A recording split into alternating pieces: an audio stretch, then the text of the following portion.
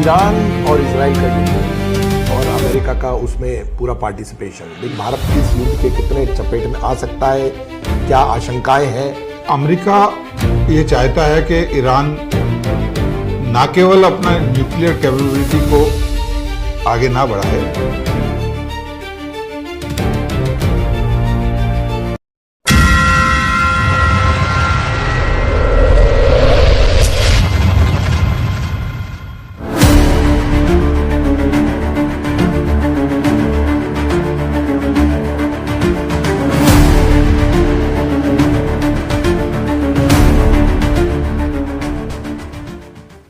नमस्कार दोस्तों, the real story में आपका एक बार फिर से स्वागत है। मैं हूं राजेंद्र शर्मा।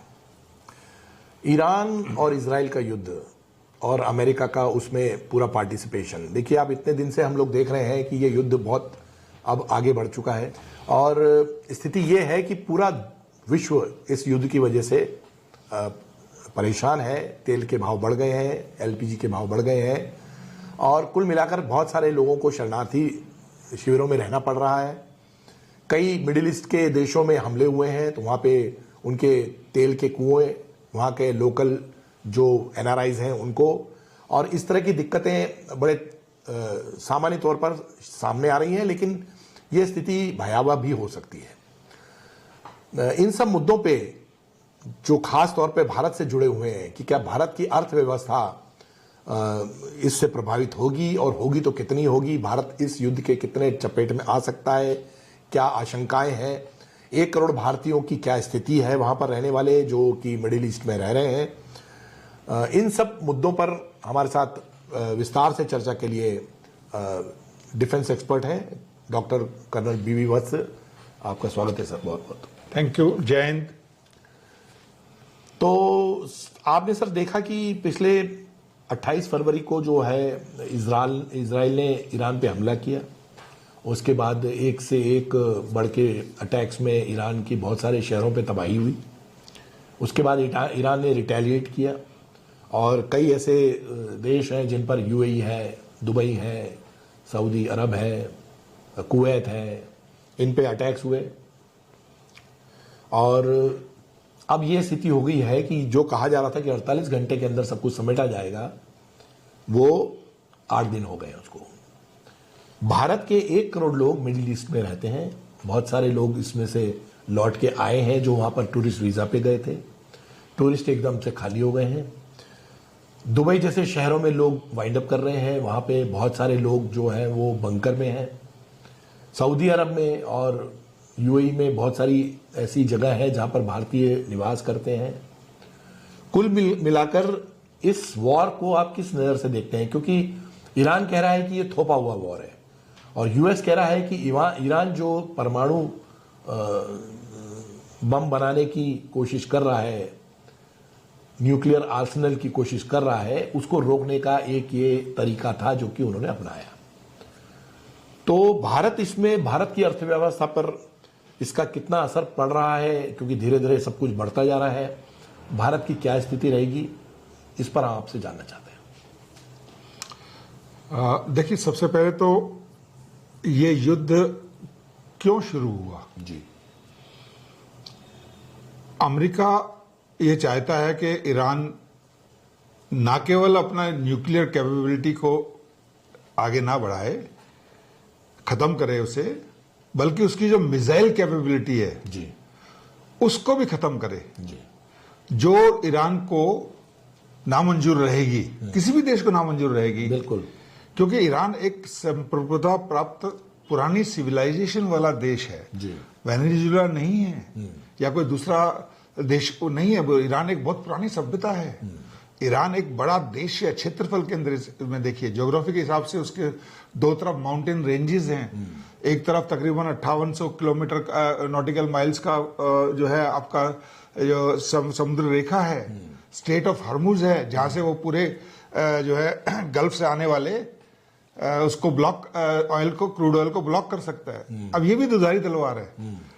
अगर स्टेट ऑफ हॉर्मुज को पूरी तरह से ब्लॉक किया जाए जी, तो ये दुविधा, ये प्रॉब्लम जो गल्फ कंट्रीज हैं उसके लिए भी है। जी, क्यों? क्योंकि उनके पास में जो टैंकर्स वहां खड़े हुए हैं, ऑयल टैंकर्स, जी, उनको तो वहां से निकलने का रास्ता नहीं मिल रहा है।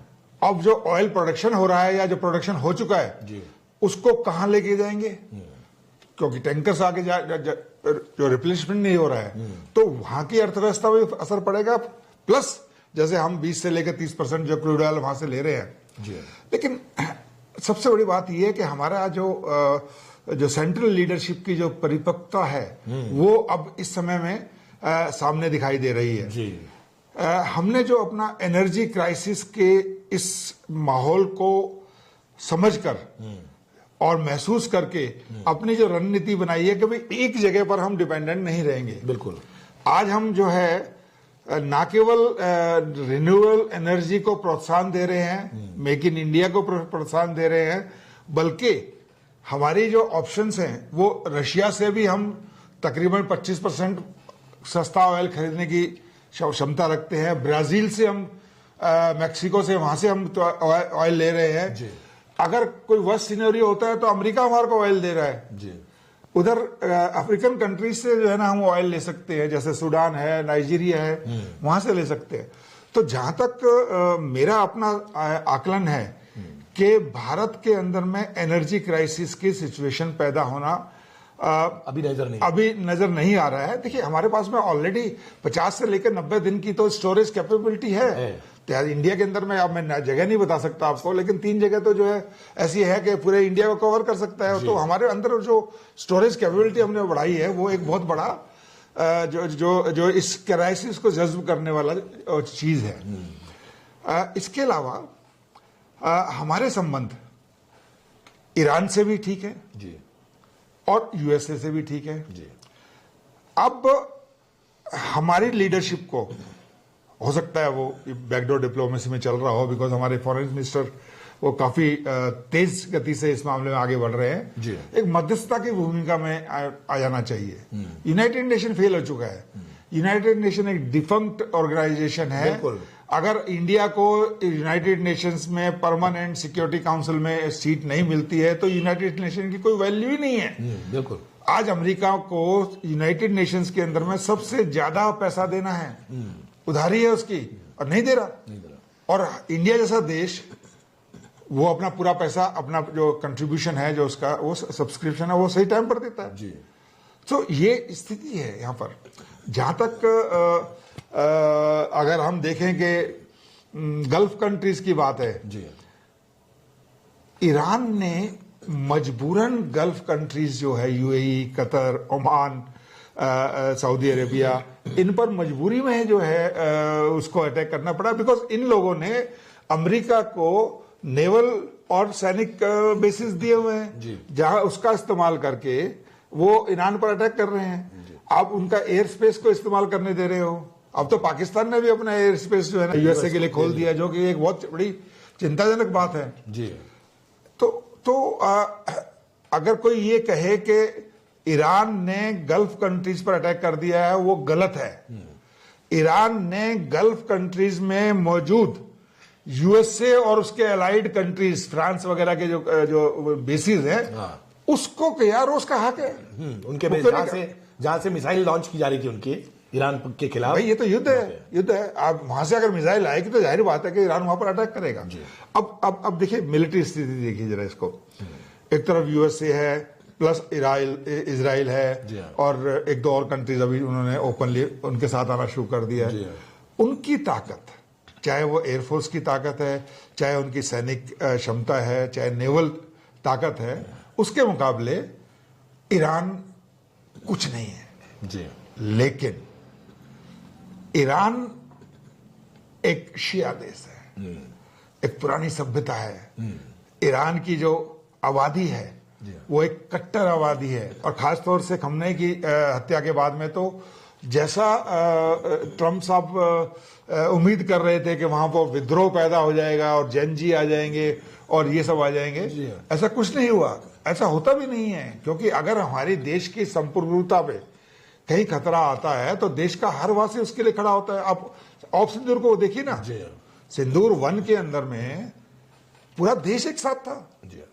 आप एक आवाज बता दो, चाहे अपोजिशन की जिसने उसकी खिलाफत की हो, तो ईरान तो और ज्यादा मजबूत देश है। ईरान देखिए, USA Israel combined force, navy, airforce जी बहुत ताकतवर है, टेक्नोलॉजी में बहुत आगे है जी। उनके एयरफोर्स जो विमान है वो बहुत उन्नत दर्जे के हैं, जबकि ईरान के पास में इस तरह की कोई एयरफोर्स नहीं है जी लेकिन ईरान की जो भौगोलिक स्थिति है जी हाँ। वो उसको एक बहुत इंपॉर्टेंट देश बनाती है, ना केवल स्टेट ऑफ हॉर्मुज, हाँ बल्कि अगर आप ईरान की भौगोलिक स्थिति देखें तो एक तरफ तो सेंट्रल एशिया जी है, हाँ। एक तरफ वेस्ट एशिया है और एक तरफ साउथ एशिया है और उसके बीच में ईरान है। ईरान है।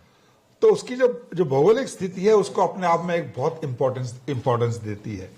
सो ये युद्ध मेरे विचार में इतना जल्दी खत्म होने वाला नहीं है जी अनटिल एंड अनलेस कोई एक ऐसा बड़ा देश जैसे भारत मध्यस्थता की भूमिका में आए और दोनों देशों को एक टेबल पर बैठा के, क्योंकि हर युद्ध का जो है वो टेबल पर ही होता है, डायलॉग से ही होगा। डायलॉग से होता है। और मुझे लगता है कि इस दिशा में मोदी जी जरूर कदम उठा रहे हैं या होंगे डेफिनेटली।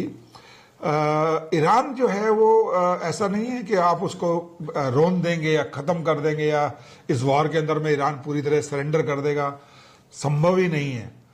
एक बार अगर यूएसए ने ईरान की धरती पर कदम रखने शुरू कर दिए तो आप ये समझिए कि अफगानिस्तान और वियतनाम से ज्यादा बुरा हाल होगा उनका।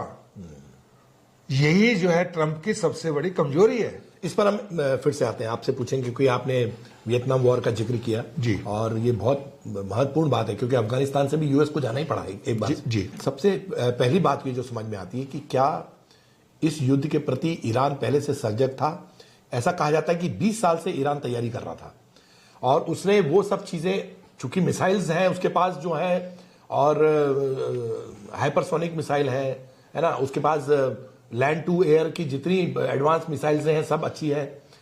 उसके अलावा उसने बहुत सारे ऐसे टारगेट्स फिक्स कर रखे थे जहां पर कि उसको मालूम था कि अमेरिका का ये वीक पॉइंट है। ईरान के खिलाफ जो इजराइल अटैक कर रहा है उसको मालूम है कि इजराइल बहुत छोटा सा देश है। तो ये बात जरूर है कि बार बार उठ रही है कि ईरान इस वॉर की 20 साल से तैयारी कर रहा था। दूसरा इंपॉर्टेंट चीज ये है कि अगर वो तैयारी कर रहा था तो ईरान को इस बात का भी इल्म होगा कि अमेरिका से कैसे निपटना है और अगर उसके जो बेसेस हैं मिडिल ईस्ट में उनसे कैसे निपटना है। क्योंकि अगर वो ये कह रहा है कि अमेरिकन बेसेस पे अटैक हो रहा है तो बहुत सारी जगह सिविल एरियाज में भी अटैक्स हुए हैं, वहां पर भी कोलेटरल डैमेज तो हुआ है।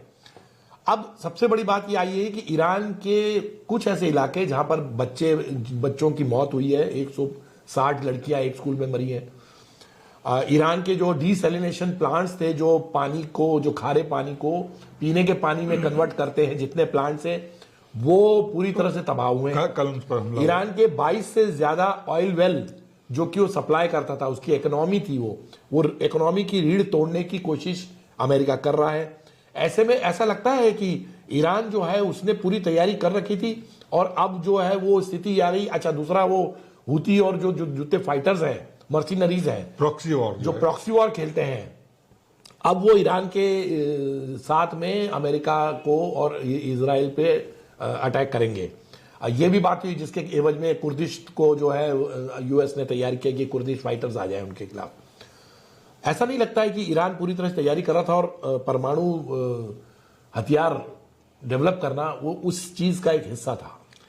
देखिए, युद्ध की तैयारी एक दिन में नहीं होती है। जी। युद्ध की तैयारी हमेशा लगातार चलती रहती है। जी। और ये मेरा अनुभव है कि अगर हम 20 दुश्मन की चाल को सोच के चलेंगे तो दुश्मन 21वीं चाल चलता है और वो कंटीजेंसी प्लानिंग के तौर पर हम हमेशा उसके लिए तैयार रहते हैं। जी। अब ईरान पर जब से सैंक्शंस लगे हैं, या मैं कहूंगा इससे पहले भी अगर जाओगे तो शाहरजा पहलवी को जो है जो वहां से उसकी सत्ता खत्म हुई जी। और खमनई शासन आया जी। तब से ही ईरान को पता है कि यूएस से उसका कभी दोस्त हो ही नहीं सकता बिल्कुल। क्योंकि जिस तरीके से इंटरनेशनल एटॉमिक एजेंसीज के जरिए उन्होंने उस पर सैंक्शंस लगाए हुए हैं, इन सब सैंक्शंस के बावजूद भी ईरान सरवाइव कर रहा है। ईरान अच्छे से सर्वाइव कर रहा है, और ईरान ने जिस तरीके से पिछले 8 दिन के अंदर में ना केवल इजराइल बल्कि यूएसए के जो ठिकाने हैं उन पर भी उनके एयर डिफेंस को भेद कर वो सबसे बड़ा रडार उन्होंने जो जिसको लगाया हुआ था, और रडार को उन्होंने ध्वस्त कर दिया। $1.3 बिलियन। देखिए, ईरान की 3 सबसे बड़ी जो उसकी मजबूती है वो 3 तरीके से है मेरे विचार में जी। पहली है IRGC, जी हाँ, इस्लामिक रिवॉल्यूशनरी गार्ड्स कोर, जो उनकी है, जो इनकी जो मिसाइल्स और ड्रोन्स और ये जो दूसरे देशों के अंदर में उसको कंट्रोल करती है। हथियार वो कंट्रोल करती है। हथियार वो करते दूसरे मतलब जो स्ट्रेटेजिक वेपन्स हैं वो भी उनको वो कंट्रोल करती है, और बिल्कुल कट्टर है और बिल्कुल अपने उसके नियंत्रण में, नॉर्मल आदमी से अलग है। दूसरा, वहां का जो ज्योग्राफी है, 2 तरफ माउंटेन रेंजेस है, एक तरफ वो पूरा समुद्र है, समुद्र के अंदर में स्टेट ऑफ हॉर्मुज है 36 से। और सबसे बड़ी बात यह जिसकी बात आप मतलब बहुत लोग नहीं कर रहे हैं कि स्टेट ऑफ हॉर्मुज के अंदर ही जो है वो द्वीप है, आइलैंड है, जिस आइलैंड को वो इस्तेमाल करके, ईरान इस्तेमाल करके किसी भी शिप को निकलने से नहीं, अगर यूएसए चाहता, सी माइंस भी बिछा दी उसने, सी माइंस तो बिछाएगा ही वो, तो कंट्रोल कर सकता है, ये बात सही है बिल्कुल, और कंट्रोल करेगा। अगर स्थिति बिगड़ती जाएगी तो कंट्रोल करेगा। लेकिन हमारे लिए अच्छी स्थिति ये है कि चाइना के बाद में उन्होंने हमारे को तेल, हमारे जो टैंकर्स हैं, जो दो टैंकर्स निकलकर वहां से आए हैं, उसने अलाउ किया है, और ये एक बड़ी अच्छी डिप्लोमेसी की जीत वाली बात है। तो ये भी एक इंडिकेशन देता है कि हमारे को एनर्जी क्राइसिस से ज्यादा जूझना नहीं पड़ेगा। अब ईरान की जो तीसरी ताकत है वो है उसकी बाजिश। अच्छा, एक इस्लामिक फोर्स जेनजी जो यूएसए स्पॉन्सर्ड, यूएसए एक्टिवेटेड, जो ईरान के अंदर में अपराइजिंग कराने की जो कोशिश करी और खमनाई साहब को बेदखल करने की कोशिश करी, वो क्या था, उसको किसने दबाया? उसको जो इस्लामिक जो एक बाजिश, जो एक असंगठित सेना है, जो हर गली कूचे मोहल्ले में है, और वहां जो है हर पल पल की खबर रखती है, तो वो एक तीसरी उनकी जो है वो बांध के रखा हुआ है, वॉरियर की तरह ही है, वॉरियर की तरह से ही है। और उन्होंने ही इस आंदोलन को जो है खत्म करने में बड़ी महत्वपूर्ण भूमिका निभाई है। तो अगर कोई ये सोच रहा है कि खमनाई की हत्या करने के बाद में ईरान सरेंडर कर देगा, ईरान कभी सरेंडर नहीं करेगा। ये आप इसको अच्छी तरीके से जान लीजिए। लड़ाई को ईरान लंबे से लंबा खींचने की कोशिश करेगा। आज की हालत में देखिए कि तकरीबन $3 बिलियन यूएसए को खर्च करने हैं इस युद्ध के अंदर में, और अगर युद्ध लंबा चला तो ये सैकड़ों $बिलियन में चला जाएगा। और यूक्रेन में पहले दे चुके हैं वो इतने हथियार। आप ये देखिए ना कि क्या अमेरिका के पास में इतने पैसे हैं? अमेरिकन इकोनॉमी तो पहले से ही डेफिशिएट इकोनॉमी है, अब कहां से लाएगा? कोई वो दूसरे देश से लेगा नहीं, किसी से कर्ज लेगा, किसी से कुछ लेगा, टैरिफ भाई मेन जो एम था। अब आप बिल्कुल पॉइंट पर आए हैं कि ट्रंप को टैरिफ क्यों चाहिए था? वहां की जो महंगाई है वो तो बढ़ रही है टैरिफ से, लोग तो ज्यादा तरसते। ट्रंप को टैरिफ से पैसा चाहिए था वेनेजुएला के ऊपर में कब्जा करने के लिए, ईरान के ऊपर में कब्जा करने के लिए, मैक्सिको के ऊपर में कब्जा करने के लिए। ये एक ट्रंप जो चाल है वो अब उजागर होती जा रही है।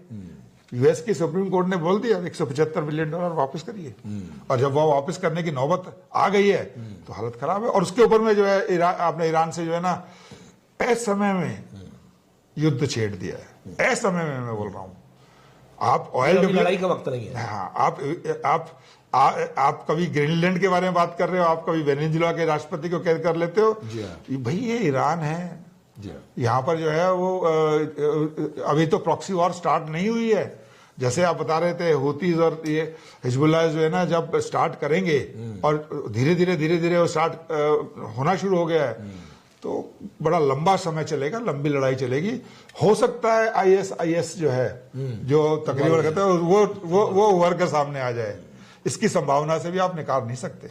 लेकिन ये कहा जाता है कि ईरान में जो है वो वहां की बहुत सारी जनता जो है अली ख़मेनी की मौत से खुश है, वहां के कट्टरवाद को समाप्ति चाहती पूरी तरह से, वो अमेरिका को इसलिए भी धन्यवाद दे रहे हैं कि अमेरिका वहां पर जो है पूरा रिजीम चेंज करके एक डेमोक्रेसी की बात कर रहा है। दूसरा इंपॉर्टेंट मसला जो है वहां की जनता के साथ साथ ये भी है कि ईरान जो है बहुत सारी ऐसे कंट्रीज को सपोर्ट करता था जो कि कट्टरवाद फैलाते थे। तो वहां की जनता, कहा जा रहा है कि वो यूएस के एक्शन के साथ है। दूसरा, ईरान के सपोर्ट में भी कई जो है देशों में प्रदर्शन हो रहे हैं। तो आप इसको किस तरह से देखेंगे? क्योंकि भारत में भी इस तरह का सपोर्ट हुआ। भारत और ईरान के रिलेशंस को लेकर हमेशा बातें होती रही हैं, क्योंकि कश्मीर के मुद्दे पर ईरान ने हमेशा पाकिस्तान का साथ दिया है ना। ऐसे 2 या 3 बड़े इंसिडेंट हुए हैं जिसमें कि ईरान ने पाकिस्तान का साथ दिया है। ईरान के जितने भी वाइज हैं जो धार्मिक उपदेश देते हैं, वो कश्मीर में जाकर भारत के खिलाफ बोलते हैं, जिहाद की बात करते हैं। तो भारत इसको कैसे ले? क्योंकि भारत तो अब एक न्यूट्रल है, भारत तो नहीं चाहता कि युद्ध हो, लेकिन ऐसी स्थिति में भारत न्यूट्रलिटी बनाए हुए है और भारत ने दोनों तरफ से ये कोशिश की है कि बढ़े नहीं और ना ही भारत खुद इन्वॉल्व हो। तो ईरान का ये पक्ष आप किस तरह समझेंगे जब जनता उसके साथ नहीं है? देखिए, 100% जनता कभी भी किसी एक फैसले के साथ में नहीं होती है जी। ये तो एक अटूट सत्य है जी। और डिसेंट जो है वहां पर अगर आप आज की तारीख में देखें तो बहुत कम है। चाहे वो उसको दबाया गया है या चाहे वो सेंटिमेंट्स के कारण खुमनई की हत्या के बाद में जो है वो चेंज हुआ है जी। तो मुझे नहीं लगता। आप देखिए, अमेरिका का पास्ट हिस्ट्री देखिए, उसने कुवैत पर अटैक किया, इराक पर अटैक किया, उसने जो अभी वेनेजुला पर अटैक किया। कहां कौन सी उसने डेमोक्रेसी करी है? क्या जो ट्रंप एक्शन कर रहा है वो डेमोक्रेटिक एक्शन है? मेरा सिंपल सवाल है। क्या वो कांग्रेस से पूछ के, वहां की यूएसए की कांग्रेस से पूछकर जो है वो ये सारे एक्शन कर रहा है? जब ट्रंप एक यूनिवर्सल ग्लोबल दादा की तरह से अपने आप को पेश कर रहा है तो उसको डेमोक्रेसी की बात करने का तो हक ही नहीं है। ये बात सही है। कहां डेमोक्रेसी उसने जो है वो करी है? वो उसका तो मेन मकसद है कि जहां जहां तेल है, क्रूड ऑयल है, जहां जहां वो एनर्जी को उसको हासिल कर सकता है, वहां वहां उसका इंटरेस्ट होता है। तो ये युद्ध जो है वो ऑयल और पेट्रो डॉलर और इसके खिलाफ ज्यादा है। Yes. इसको लेकर ज्यादा है बनिस्बत की डेमोक्रेसी या दूसरे मुद्दे जो यूएस बोल रहा है, जो हिडन एजेंडा है। अब आप देखिए, इराक में जब सद्दाम हुसैन के खिलाफ उन्होंने बोला, क्या बोला कि वो न्यूक्लियर, बायोलॉजिकल, केमिकल वॉरफेयर की तैयारी कर रहा है जी। और केमिकल वेपन्स उसने बना लिए हैं। क्या हुआ? कोई एक भी केमिकल वेपन निकला? अब ईरान के अंदर में कोई न्यूक्लियर वेपन का कोई सबूत है आपके पास में? यानी कि आप जो है बोल रहे हो वो सत्य है, बाकी जो फैक्ट्स है वो ठीक नहीं है। इस बात का तो यूएस कांग्रेस में भी जिक्र हुआ है। वहां के सीनेटर्स ने कहा है हाँ। कि ईरान के पास से कोई न्यूक्लियर आर्सेनल नहीं है। नहीं। और ईरान का जो प्रेसिडेंट है उसने खुद बोला है कि हम जब न्यूक्लियर जो यूरेनियम को एनरिच कर रहे हैं वो सबके सामने बोला है उसने कि हम अपने पीसफुल पर्पस के लिए कर रहे हैं, जैसे दूसरे देश कर रहे हैं। इंडिया नहीं कर रहा है। पाकिस्तान जैसा रोक देश के पास में न्यूक्लियर वेपन नहीं है, तब क्यों नहीं रोका गया? आप नॉर्थ कोरिया को, आज उसके पास में न्यूक्लियर वेपन है, आप नॉर्थ कोरिया को थोड़ा सा धमकी कर देकर देखो ना। तो बिल्कुल तो उदाहरण सामने ही है। हर देश को अपनी संप्रभुता की, अपने देश की बाउंड्रीज की रक्षा करने का अधिकार है। बिल्कुल। और यूएसए कोई ऐसा देश नहीं होता कि जो कहेगा नहीं मैं आपकी रक्षा करूंगा। तुम क्या रक्षा करोगे? तुमने किसकी रक्षा करी है? आपको उदाहरण देकर बताओ। अफगानिस्तान इतना बढ़िया देश था, इतना बोल दिया, उसको जो है ना मतलब खाक में मिला दिया, नेस्तनाबूद कर दिया है। तो यूएसए अगर ये कहे कि मैं वहां पर डेमोक्रेसी एस्टेब्लिश कर रहा, तुम अपने देश में तो पहले कर लो भाई, बाद में तो दुनिया के बारे में बाद में सोचो। आपको सेकंड टर्म के लिए जो है ना, जिस तरीके से अमेरिका के अंदर में इंटरनल डिसेंट आ रहा है और जिस तरीके से वहां पर सैंक्शंस लगाए जा रहे हैं कि इंफॉर्मेशन बाहर ना जाए, वो मैं आपको दावे से कहता हूं कि ट्रंप के लिए दूसरे ट्रंप का एक गले की हड्डी बनने जा रहा है। बिल्कुल, पॉलिटिकली बहुत नुकसान हो रहा है। बहुत नुकसान हो रहा है। लेकिन भारत और ईरान के रिलेशंस की बात करते हैं। जब ईरान पे अटैक हुआ तो भारत में करोड़ों की तादाद में लोग सड़कों पे निकले, उन्होंने उसको मातम मनाया, अली खुमैनी की मौत का मातम मनाया, अमेरिका के खिलाफ पोस्टरबाजी हुई, नारेबाजी हुई, भारत को कहा गया कि भारत इसमें मध्यस्थता करे, भारत अपना एक्शन ले। लेकिन उसके अलावा उसके बाद जिहादी नारे भी लगे, भारत के कई इलाकों में जिहादी नारे लगे। ये कहा गया कि हुती भारत में लाएंगे, हिजबुल्लाह को लाएंगे। ये आप किस नजर से देखते हैं? क्योंकि भारत में वो स्थिति तो नहीं है कि ईरान जो है उसको भारत को सपोर्ट करे किस तरह से, और भारत में रहने वाले बहुत सारे लोग जो जिस तरह से विरोध कर रहे हैं उसका ईरान की वो जनता जो कि अमेरिकी एक्शन को सपोर्ट करती है उसका मजाक भी उड़ा रही है कि अरे जब हम लोग खुश हो रहे हैं तो भारत में इतने लोग मातम क्यों मना रहे हैं। तो भारत ईरान के रिलेशंस पे क्या असर पड़ेगा? और चूंकि श्रीलंका में के पास ईरान का एक जो है वो फ्रिगेट जो है वो वॉरशिप बहुत डैमेज हुआ है, मतलब उसको मारा गया है, वो तो डुबो दिया, पूरी तरह डुबो दिया गया है। कुछ 100 के करीब नेवल सैनिक उसके कुछ सेलर्स बचे थे उसमें जो भारत में बचा लिए गए। तो एक शिप को जो हमारे कोची में है उसको शरण दी गई। हाँ, उसमें टेक्निकल प्रॉब्लम आई थी। हाँ, तो उसको हमारी इंडियन गवर्नमेंट ने शरण दी है और एक बड़ा अच्छा काम है वो। तो इस नजर से किस तरह से रिलेशंस को देखेंगे ईरान और भारत के? ये सब जो है ना सिंपैथेटिक रेस्पॉन्स है। हाँ, खमनाई साहब का इंडिया के अंदर में कोई ज्यादा प्रभाव नहीं है।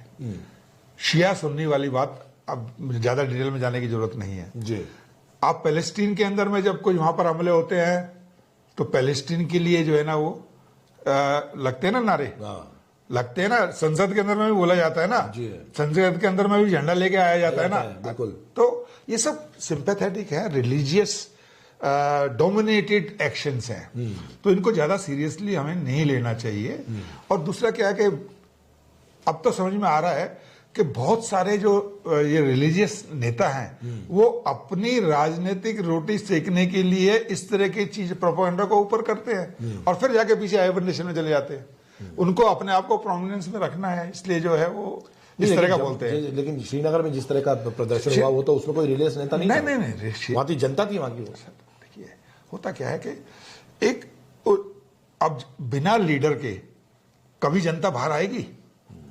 आप बताइए, एक एग्जांपल बताइए कि कभी बिना लीडर के या बिना जो है ना सपोर्ट के किसी ऑर्गेनाइज लोकल लीडरशिप इन्वॉल्व होना ही है 100% होने की। आज अगर आपको यहां पर 1000 आदमी इकट्ठा करना है तो आप क्या बिना लीडर के कर दोगे? कहीं ना कहीं तो धुरी होगी ना, कहीं ना कहीं तो सेंटर ऑफ ग्रेविटी होगी ना। तो मेरा कहना ये है कि ये ठीक है, ये चलती रहेगी, इसके बारे में हमारे को ज्यादा तवज्जो देने का या ज्यादा उसके बारे में वो करने की कोई जरूरत नहीं है। और आप सीए या एनएसए और इन चीजों के बारे में इतना ज्यादा हमारे को डिटेल में जाने की जरूरत नहीं है। हमारा जो इमीडिएट जो है वो एम ये होना चाहिए कि जो एक क्राइसिस वर्ल्ड के अंदर में है वो हमारे लिए उसको हम एक अपॉर्चुनिटी, एक मौका, एक अवसर कैसे बनाएं। मैं मुझे पूरा यकीन है कि मोदी साहब अपनी टीम के साथ में बैठकर ये सोच रहे होंगे। जिस तरीके से आपदा में अवसर के हिसाब से उन्होंने 25% कंसेशन पर रशिया से तेल लेना शुरू किया था। और मुझे आप देखिए ना कि हमारे यहाँ एनर्जी क्राइसिस की अभी कोई अगले 2, 4, 6 महीने तक कोई वो नहीं है। हमारे को रेगुलर तेल सप्लाई आ रहा है, हमारे को तेल सप्लाई के अलग अलग जो है सेंटर से पूरा हमारी बातचीत है, सब कुछ है और हमारे पास भरपूर रिजर्व है। तो इसलिए कोई ज्यादा हमारे को टेंशन की जरूरत नहीं है। और ईरान ने जिस तरह से कह दिया है कि हरमुज में भारत के तेल टैंकर अलाउ कर देंगे, वो कर दिए ना, है ना, उन्होंने कर दिया। दो निकल के दूसरा चार बार जो पोर्ट है उस पे उसको लेकर भी ईरान की तरफ से थोड़े से पॉजिटिव संकेत मिले हैं। इंडिया और ईरान का जो है हमारे relations mainly gulf of state of Hormuz और ईरान का जो ऑयल है उससे रिलेटेड है। हम ईरान से जो तेल खरीदते थे वो रुपीस में खरीदते थे, जो हमारे लिए और हमारी जीडीपी के लिए, हमारी ग्रोथ के लिए बहुत जरूरी था। तो पहली बात। दूसरी बात यह है कि हमारे को जो है ट्रांसपोर्टेशन कॉस्ट बहुत कम पड़ती थी। तीसरी बात यह है कि ग्वादर पोर्ट, मैं ग्वादर पोर्ट के बारे में बड़ी इंटरेस्टिंग बात बताऊंगा आपको।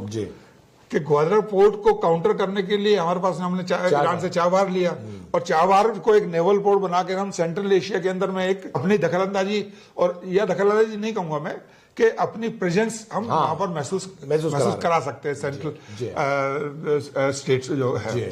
अब आपको पता है 1958 के अंदर ये ग्वादर जो पोर्ट था, जो ग्वादर एरिया था, ये ओमान का था, और ओमान ने 1958 में इंडिया को ऑफर किया एक बहुत ही नॉमिनल उसके ऊपर में, कॉस्ट के ऊपर में, कि साहब हमारे लिए से बहुत दूर पड़ता है और आपके तो बिल्कुल नजदीक है, आप इसको हमारे से खरीद लो।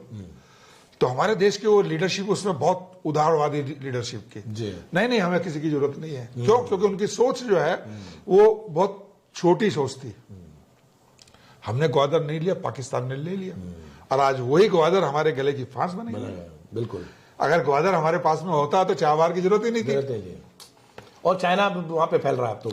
भाई चाइना को बेस मिल गया ना, बेस मिल गया वहां पे। वो तो हमारी सोच है कि सीपैक को जो है ना वो किस तरीके से डाउन किया गया है, वो अब एक अलग विषय है, सब जानते हैं।